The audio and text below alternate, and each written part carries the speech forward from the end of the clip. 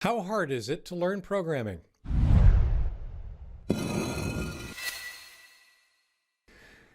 It's actually all the rage right now. Certainly in schools, you hear about kids learning what they're now calling coding, which is really nothing more than a different word for computer programming. It's an important skill set. It's an important way to think. The question is, which comes first, the thinking or the programming? And as with most things, it's never quite as simple as one or the other.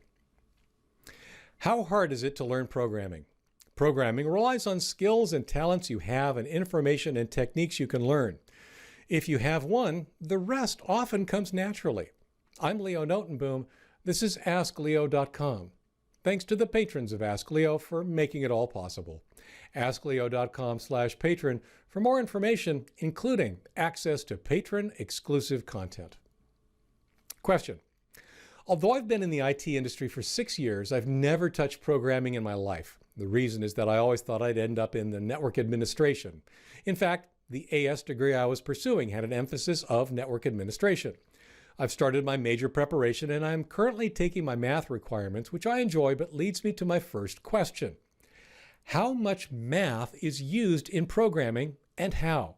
So far, I've managed A's in my mid-level classes and have managed a 3.88 GPA so far in 60-plus units of college, but it only gets harder from here. I will be taking calculus, physics, and 3 entry-level computer science classes in the next semesters before I can transfer to a 4-year university.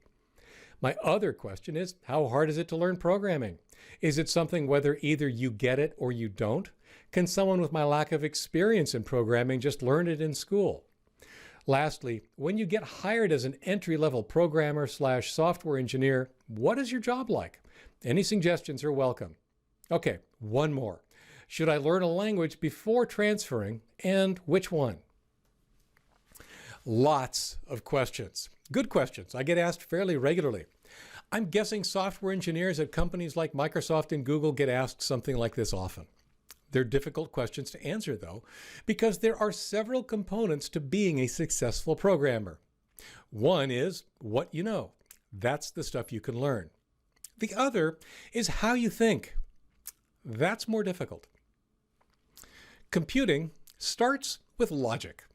Regardless of the language used, computer programs are written in a fairly strict, methodical, logical way.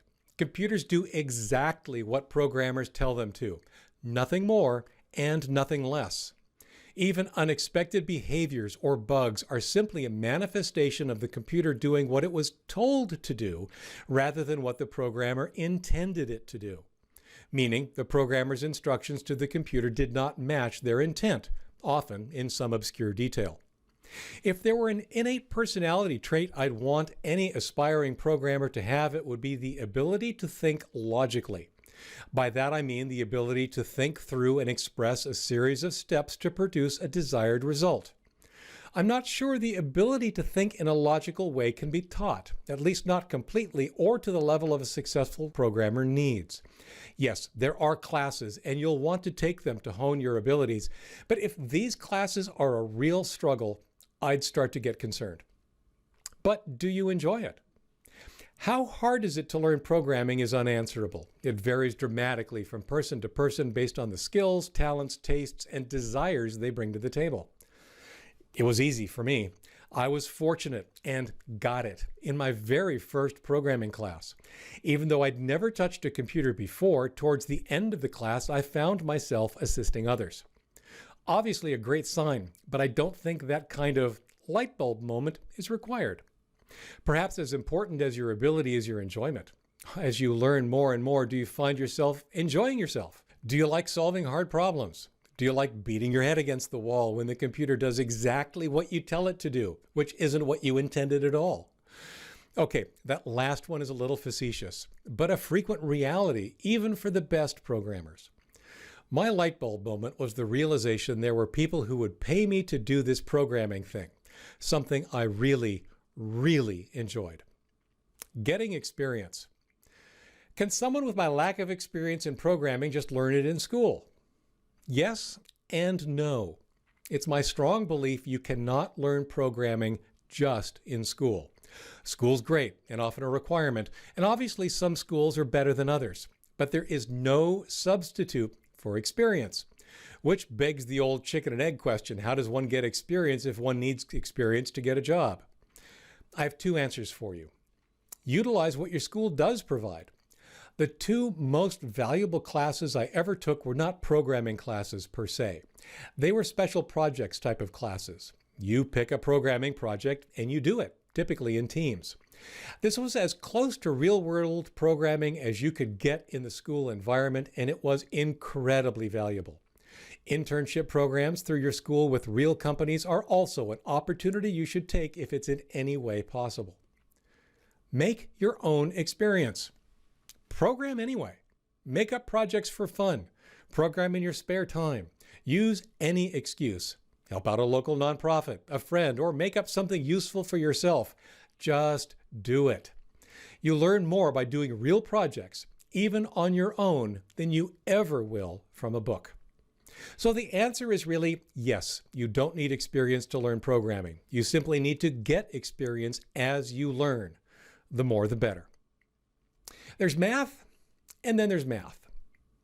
How much math is used in programming and how is a little easier. Remember all that logic I mentioned? That's really just math. In fact, it's what I'd call pure math. From the computer's perspective, all it does is manipulate numbers. Computers are really good at manipulating numbers. But I wouldn't call it advanced math. Computers are really stupid. All they know is 0 and 1, and everything else builds on that. Programming fundamentally relies on basic algebra and logic more than any other form of mathematics. Where things get dicey is what you end up doing with your programming. For example, if you're writing advanced 3D modeling software, you'll need advanced math skills and lots of them. Writing software to analyze large sets of data, statistical math is its own special area of discipline. To write software to support the movements of an avatar in a virtual gaming world, you probably need to understand the mathematics behind physics. Programming requires a high degree of comfort with fundamental math like logic and algebra, but any project might also require advanced math specific to that job. A day in the life.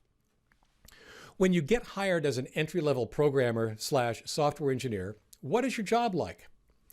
There are as many answers to this as there are companies at which you could get a job. It also depends on what the company sees in you and what they think you bring to the table. When I started at Microsoft, it was a case of, here are some bugs that need to be fixed. Go. Welcome to the deep end of the pool. That's not an uncommon approach even today. My first day there also included my first exposure to email, my first exposure to Unix, my first exposure to MS-DOS. My head was swimming at the end of the day. It's not uncommon for individuals to start in customer support or testing roles before moving on to product development. In a way, that's unfortunate because it gives those roles an unwarranted second-tier status, and the skill sets are different. A good programmer doesn't always make a good product tester.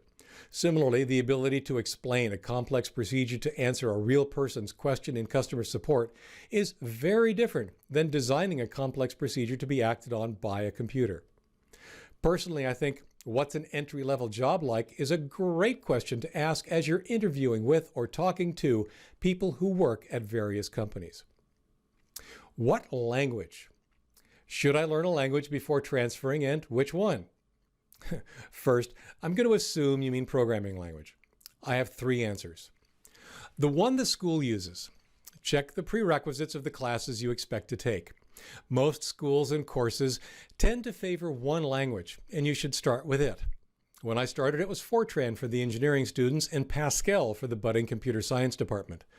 Now it's often C++ or Java, but I'm sure that changes over time. The one your potential employers use. This is tougher to get right, but find out what language your ideal employer is using and consider adding it to your repertoire. For example, if you're targeting Microsoft, learn C++. It doesn't matter. My honest opinion on programming language is it doesn't matter as long as you can program well in the languages you know. For example, when I was interviewing people at Microsoft, many candidates came in knowing Java, but we didn't program in Java. No problem. If you're good, then C++ or whatever else is just another language. The syntax of that language is just another set of details and knowledge you can pick up. It's all about how you think. Which brings me full circle. If a specific programming language is just a detail I'd expect any good programmer to be able to pick up as needed, what is it that makes them a programmer in the first place? It's all about how you think.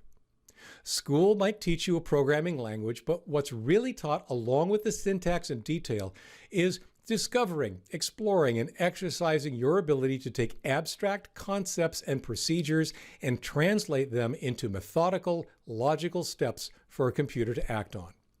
And fundamentally, that's all programming is. For links related to this article or to leave a comment, visit askleo.com/3189. I'm Leo Notenboom. This is askleo.com. Thanks for watching.